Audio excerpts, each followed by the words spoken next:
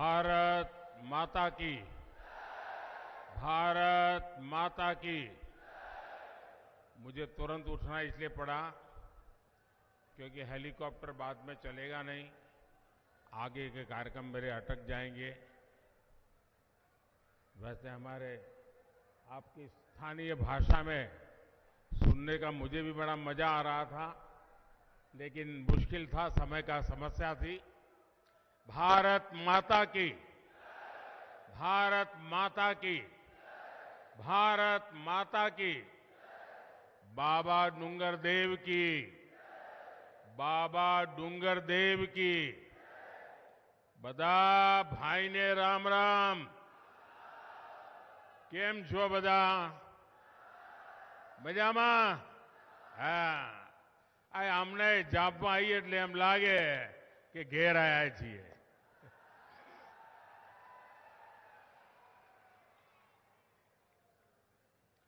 राजा जब्बू भील और क्रांतिवीर चंद्रशेखर आजाद की इस पुण्य भूमि का मैं श्रद्धापूर्वक वंदन करता हूं।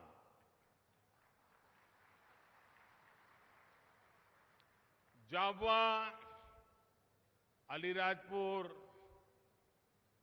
एमपी, गुजरात और राजस्थान की एक प्रकार से संगम स्थली है।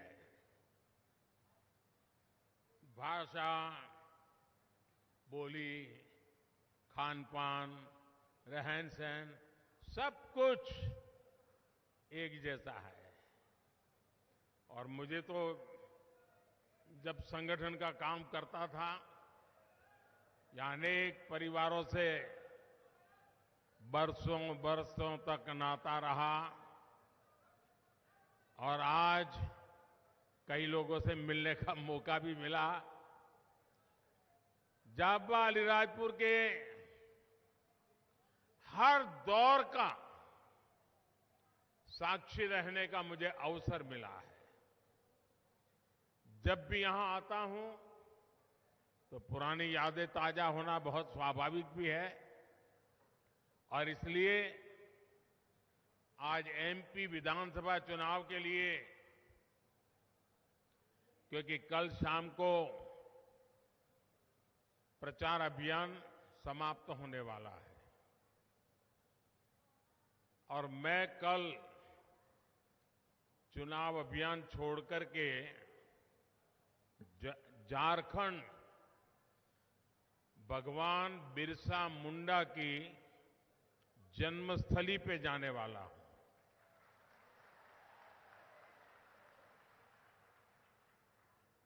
कल उनके जन्म जयंती पर श्रद्धा सुमन अर्पित करने के लिए जाने वाला हूं, और इसलिए मध्य प्रदेश के वर्तमान चुनाव में एक प्रकार से मेरी आखिरी सभा है। और मुझे अच्छा लगा कि मेरे अपने घर में ही मेरी आखिरी सभा हो रही है।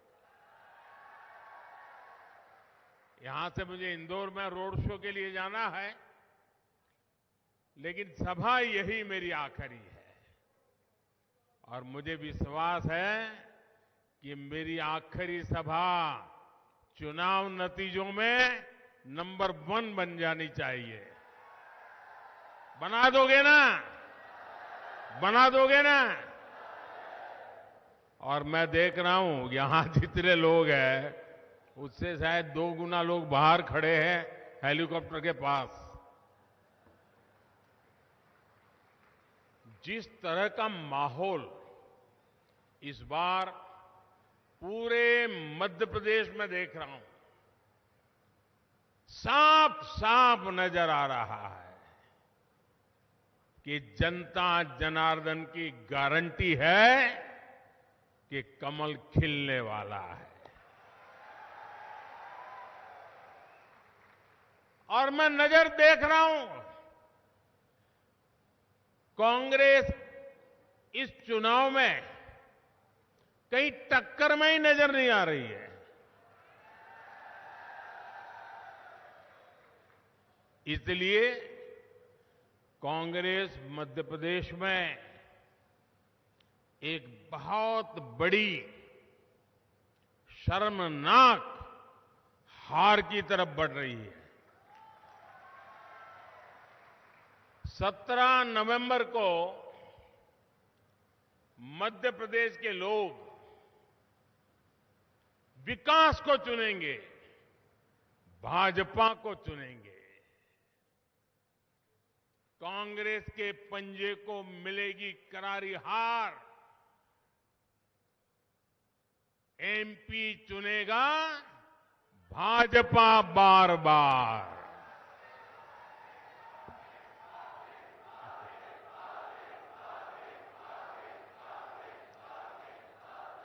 मेरे परिवारजनों, यहां इस क्षेत्र के लोगों का गुजरात में इतना आना जाना है, इतनी रिश्तेदारी है। वहां कुछ महीने पहले ही चुनाव हुए हैं। आपने देखा है कि अंबाजी से लेकर उमरगाम तक पूरे आदिवासी पट्टे में, ये दाहोद हो, छोटा उदेपुर हो, सारा आप तो जानते हैं सब, पूरे आदिवासी पट्टे में कांग्रेस का सुपड़ा साफ हो गया। आदिवासी समाज ने कांग्रेस को पूरी तरह से नकार कर रखा हुआ है।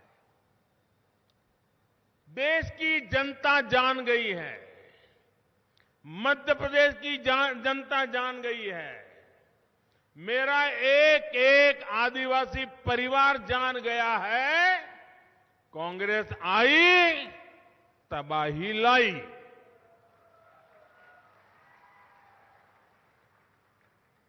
कांग्रेस ने हमेशा आदिवासी समाज को केवल वोट बैंक के रूप में ही देखा है, जबकि डबल इंजन सरकार ने हर प्रकार से आदिवासी समाज का जीवन बदलने के लिए निरंतर काम किया है। आप राजस्थान में भी आते जाते रहते हैं, वहां भी आदिवासी समाज कांग्रेस से भड़का हुआ है। मैं मध्य प्रदेश और छत्तीसगढ़ के भी अनेक आदिवासी साथियों से बीते कुछ समय में मिल चुका हूं। हर तरफ कांग्रेस के विरुद्ध घनघोर गुस्सा और भाजपा पर अभूतपूर्व उत्साह दिखाई दे रहा है। मेरे परिवारजनों, कांग्रेस पर आदिवासियों के गुस्से और भाजपा पर आदिवासियों के भरोसे के कुछ ठोस कारण हैं।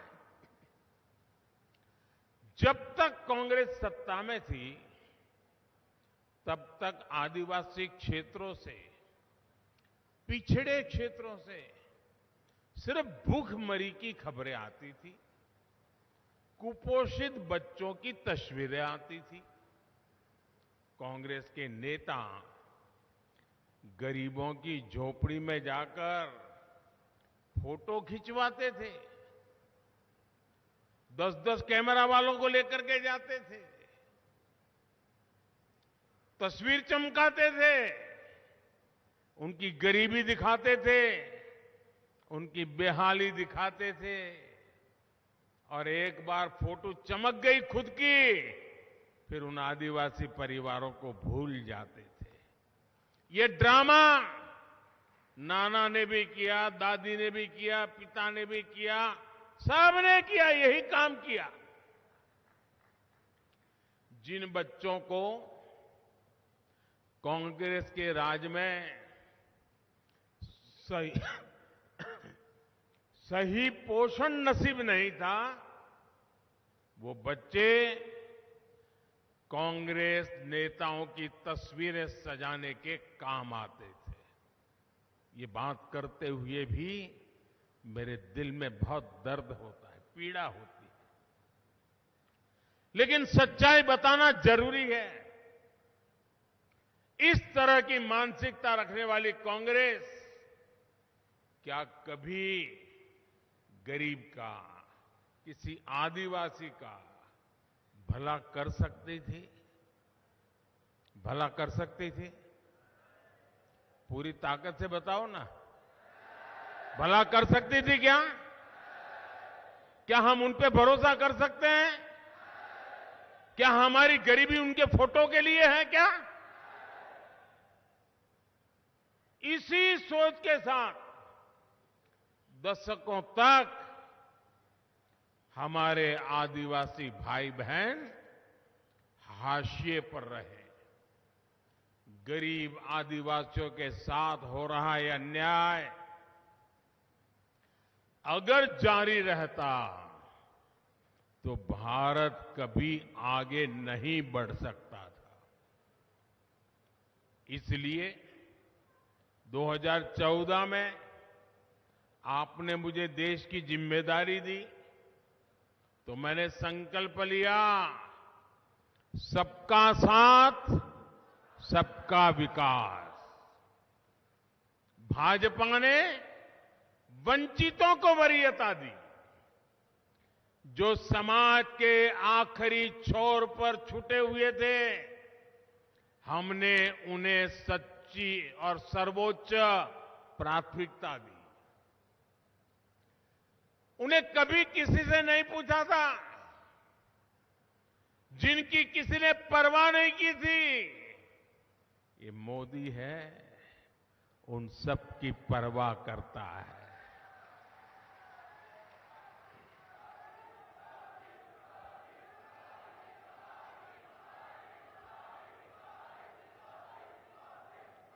मैं तो जिंदगी के में कई वर्ष मुझे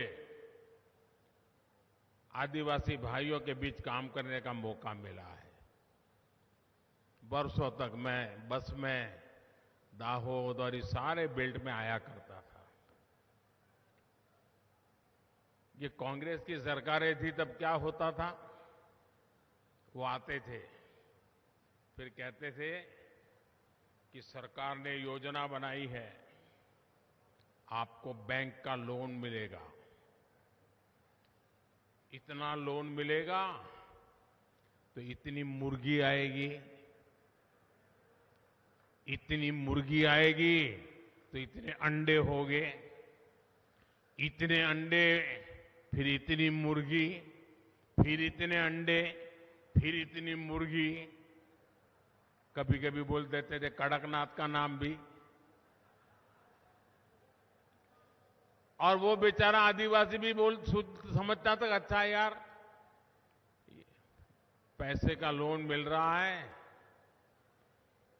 5-10 मुर्गी मिल जाएगी, अंडे होंगे, धीरे धीरे विस्तार होगा, अंडे भी बेचेंगे, मुर्गी भी बेचेगी, बच्चों का भला होगा। और वो बेचारा इस भरोसे लोन ले लेता था। और शाम को ही, अभी तो मुर्गी घर पहुंची है, शाम को ही लाल लाइट वाली गाड़ी आ जाती थी घर के बाहर। कैसे हो, मुर्गी तो बहुत अच्छी है।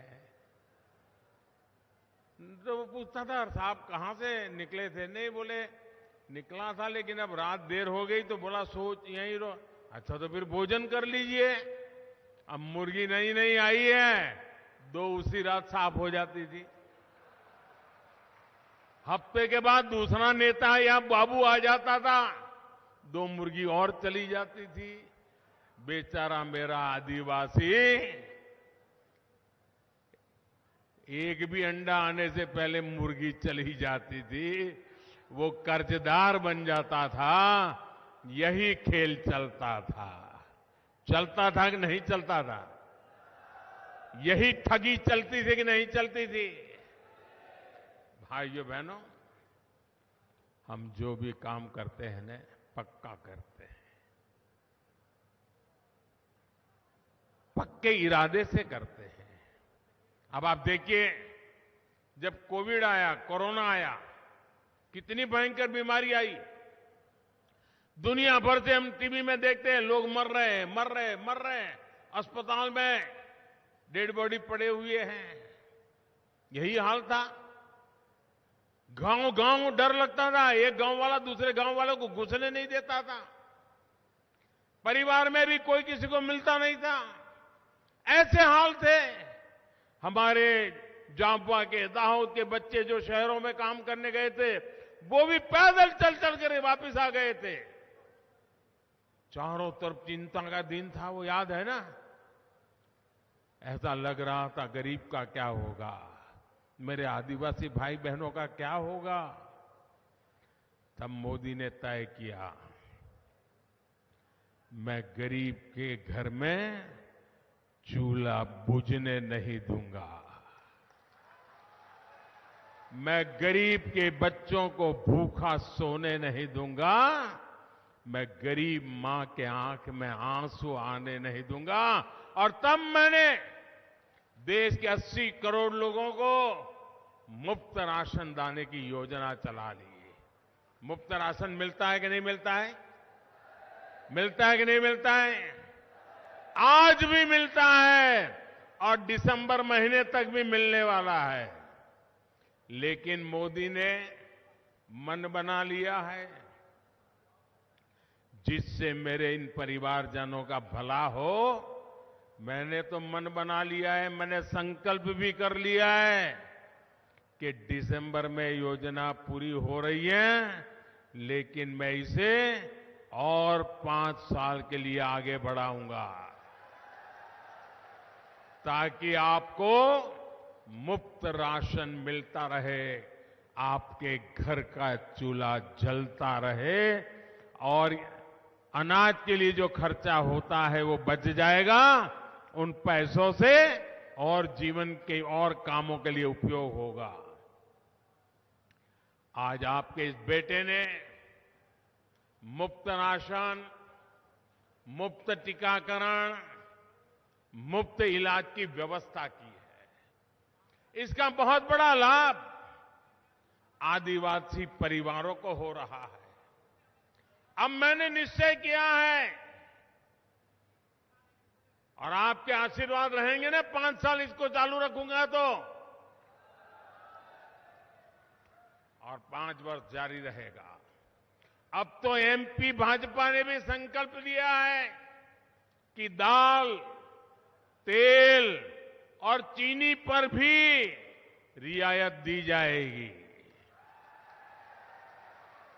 मेरे भाइयों और बहनों, मोदी ने आपके लिए एक काम पक्का कर दिया है। आप काम के लिए झाबुआ से कहीं और जाएं, गुजरात जाए, राजस्थान जाए, महाराष्ट्र जाए, केरल जाए, तमिलनाडु जाए, पंजाब जाए, कहीं पर भी जाए, आपका जो राशन कार्ड है, जो बना यहां पर है, वह आप जहां जाओगे उसी राशन कार्ड से आपको मुफ्त राशन भी मिलता रहेगा।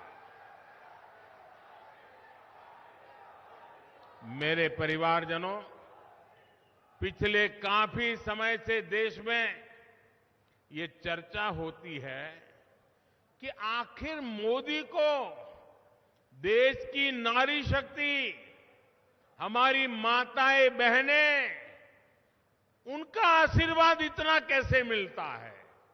अब उनकी नींद खराब हो गई है। माताएं बहनें मुझे इतना आशीर्वाद देती हैं, इस बात का जवाब गांव देहात में मौजूद हमारी माताएं बहनें बेटियां ही देती हैं। जिन संकटों से वो पीढ़ी दर पीढ़ी गुजरती थी, उस चिंता से मुक्त करने का काम उनका भाई, उनका बेटा, ये मोदी ने किया है। आजकल हम कितने ही वीडियो देखते हैं जिसमें हमारी बहनें खुद कह रही है, पक्का आवाज दिया मोदी ने, पक्का आवाज दिया, जरा जोर से बोले तो पता चले, पक्का आवाज दिया, मुफ्त इलाज दिया, शौचालय बनवाया, घर में नल से जल, बिजली का कनेक्शन, बैंक में खाता, खाते में पैसा, स्वरोजगार के लाखों करोड़ रुपया बेटियों को किसने दिए, खेत में काम करने वाली मजदूर बहनों के लिए पेंशन योजना किसने शुरू की, विधानसभा और लोकसभा में बेटियों के लिए 33% आरक्षण की गारंटी किसने पूरी की। तो फिर कांग्रेस को वोट क्यों दें। आज एमपी का हर परिवार, माताएं बहनें खुद कह रही है, मोदी की गारंटी यानी गारंटी पूरी होने की गारंटी। मेरे परिवारजनों, अभी 3 दिन पहले ही पूरे देश ने दीपावली मनाई है, घर घर दिए जलाए हैं। आपने देखा है, कुछ दिए ऐसे होते हैं जिसमें एक बाती होती है, आपने त्या दिवेट के ना, वहीं कुछ दिए ऐसे होते हैं जिनमें 2-2 बातियां एक साथ जलाई जाती है। जब एक बाती वाला दिया जलता है तो उसी हिसाब से अंधेरा दूर कर पाता है। जब 2 बाती वाला दिया जलता है तो और ज्यादा रोशनी फैलाता है, अंधेरा और ज्यादा हटाता है। यही तो डबल इंजन की सरकार में होता है। एक तरफ केंद्र की भाजपा सरकार और दूसरी तरफ राज्य की भाजपा सरकार डबल इंजन की ताकत बना देती है। यहां एमपी में भी हम डबल इंजन की सरकार का डबल फायदा देख रहे हैं। केंद्र की भाजपा सरकार गर्भवती माताओं बहनों को पीएम मातृ वंदना योजना के तहत हजारों रुपए दे रही है। यहां की भाजपा सरकार लाडली बहना और लाडली लक्ष्मी योजना से बहनों बेटियों को और आर्थिक मदद दे रही है। केंद्र की भाजपा सरकार आदिवासी क्षेत्रों में एकलव्य आवासीय विद्यालय खोल रही है।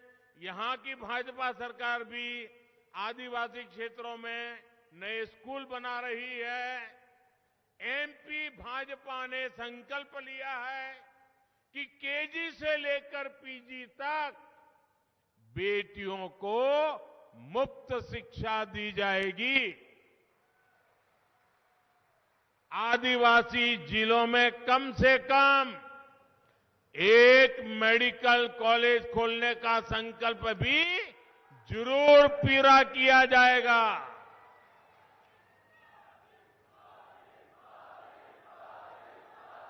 और हमारी गारंटी की ताकत दूर नहीं है।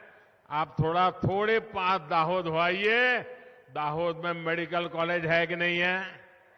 आपके पड़ोस में बनाई नर्सिंग कॉलेज, मेडिकल कॉलेज, सब कुछ। क्यों? मोदी है तो मुमकिन है। यहां भी होके रहेगा। साथियों, केंद्र सरकार ने पहले मुफ्त गैस कनेक्शन दिया और अब गैस सिलेंडर 500 रुपये तक सस्ता किया है। एमपी भाजपा ने बहनों को इसमें भी और अधिक राहत देने का संकल्प लिया है। वन उपजों के अधिक दाम मिले, इसके लिए केंद्र सरकार 90 से अधिक वन उपजों को एमएसपी के दायरे में लाई। केंद्र सरकार ने ही वन धन योजना शुरू की। आज आदिवासी परिवारों के लाखों साथियों को इससे रोजगार मिल रहा है। अब एमपी भाजपा ने संकल्प लिया है कि 4,000 रुपये प्रति बोरा तेंदुपत्ता खरीदेंगे। ये भाजपा की केंद्र सरकार ही है जो छोटे किसानों के लिए पीएम किसान सम्मान निधि लेकर आई है। यहां की भाजपा सरकार ने इस मदद को 2 गुना यानी 12,000 रुपये कर दिया है। केंद्र की भाजपा सरकार ने धान और गेहूं के एमएसपी को लागत को 1.5 गुना किया। अब एमपी भाजपा का संकल्प है कि गेहूं 2700 रुपये और धान 3100 रुपये प्रति क्विंटल खरीदा जाएगा। दिल्ली से मैं आपके लिए जो कुछ भी करता हूं उसे यहां की भाजपा सरकार कुछ न कुछ जोड़ती है, उसका विस्तार देती है और तेजी से आप तक पहुंचाती है। ये डबल इंजन सरकार का डबल फायदा होता है।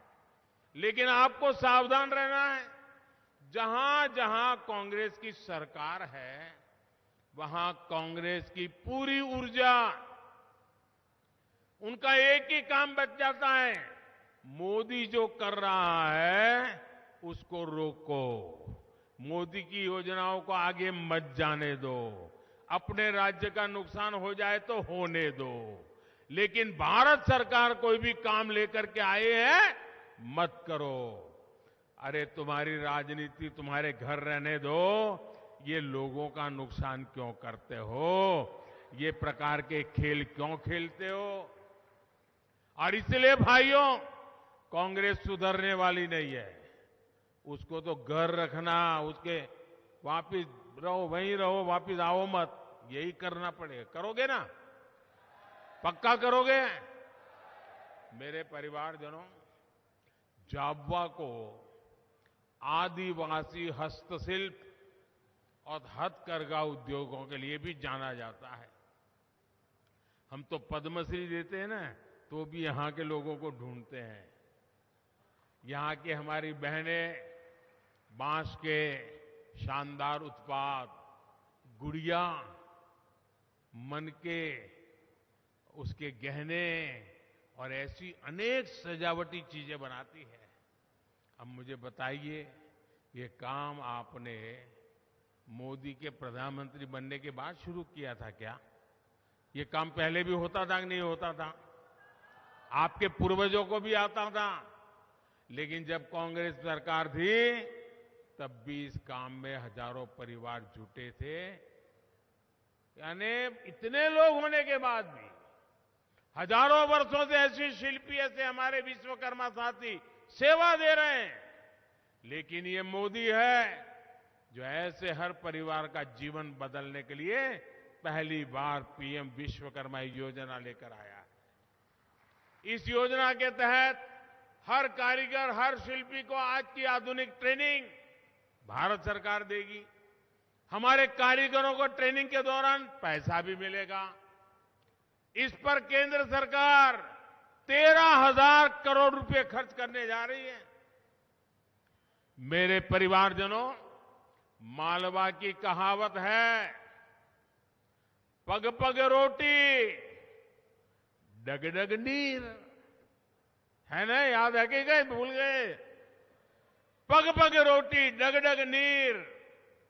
इस कहावत को जमीन पर उतारने का काम भी भाजपा ही कर रही है।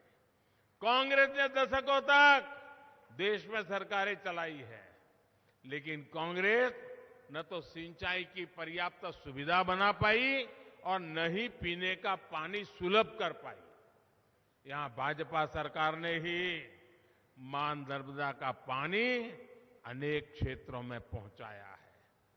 नर्मदा, जाबवा, पेटलावत, थांदला, सरदारपुर, सूक्ष्म सिंचाई परियोजना पर तेज गति से काम चल रहा है।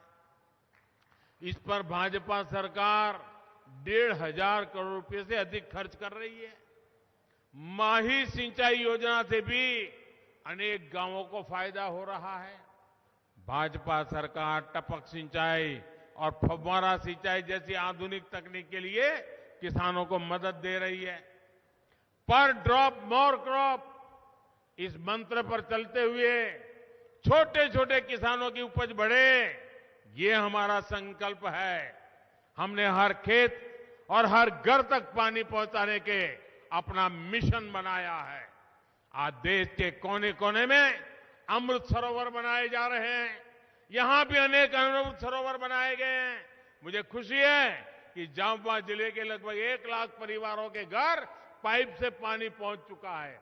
यह भी मेरी गारंटी है कि मैं हर बहन के घर पाइप से पानी की सुविधा पहुंचा के रहूंगा। मेरे परिवारजनों, जैसा मैंने पहले कहा, इस चुनाव में ये मेरी आखिरी जनसभा है। कुछ ही महीनों बाद लोकसभा के भी चुनाव होने वाले हैं।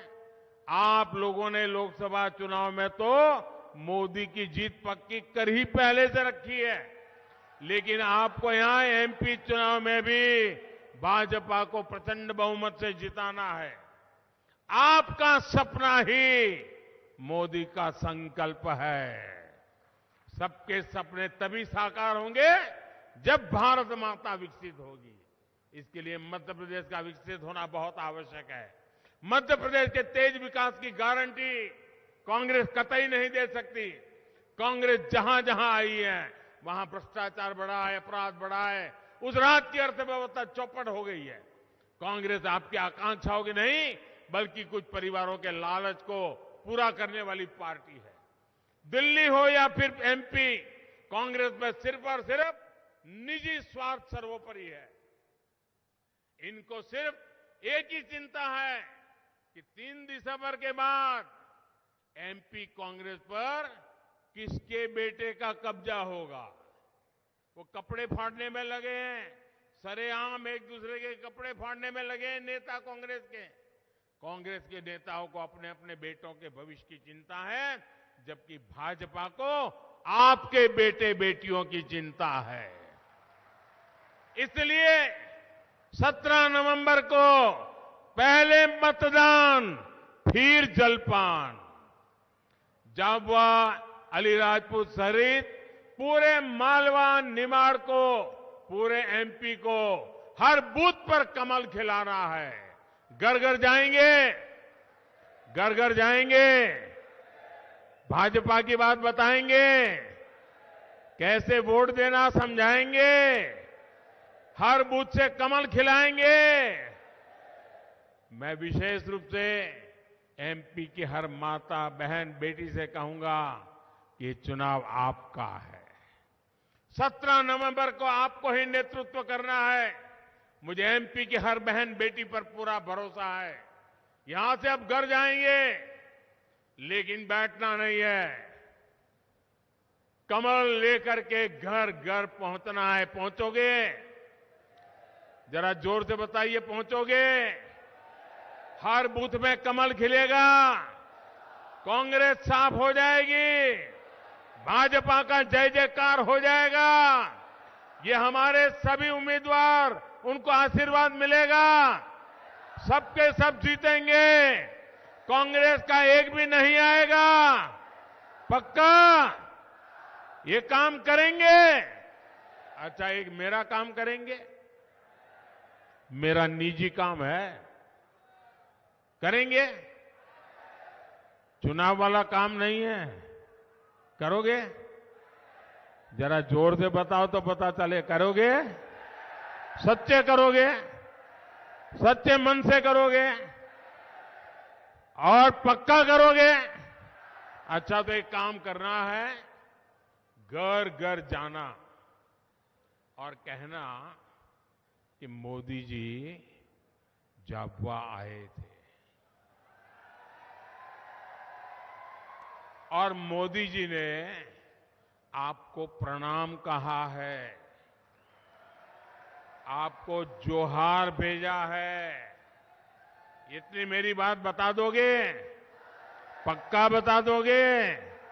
जब मेरा प्रणाम हर परिवार को पहुंचेगा ना, तो उस परिवार का मुझे आशीर्वाद मिलेगा। उस आशीर्वाद से मुझे ताकत मिलेगी। उस ताकत से लिए मैं ज्यादा दौड़ूंगा, आपकी भलाई के लिए दौड़ूंगा, आपके बच्चों की भलाई के लिए दौड़ूंगा, आपके गांव के लिए दौड़ूंगा, आपके समाज के लिए दौड़ूंगा। और इसलिए मुझे आशीर्वाद से बहुत ऊर्जा मिलती है। मेरे प्रणाम कहोगे, घर घर जाकर के कहोगे, तो मुझे जरूर नई ऊर्जा मिलेगी, जो ऊर्जा मेरे देश के लिए काम लगाऊंगा। मेरे साथ बोलिए, भारत माता की, भारत माता की, भारत माता की। बहुत बहुत धन्यवाद।